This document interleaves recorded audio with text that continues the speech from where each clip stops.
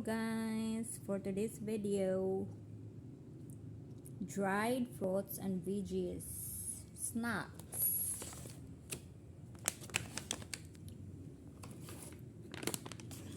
Kasi ganahan mo order diha, available pa kaayo ni siya. Actually, baligyan ni sa akong sisi, tapos 15 lang ka buok ang iyang gi-order ani. Then kani 5 kana naman siya tag-iya.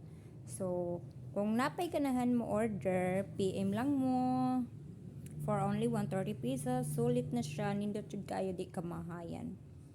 Dili siya dugmok guys, kay naka-try na akong sisi ani. Na siya review sa pag-abot jud. Iya jud gitilawan niya, gid gitan-aw kung okay ba.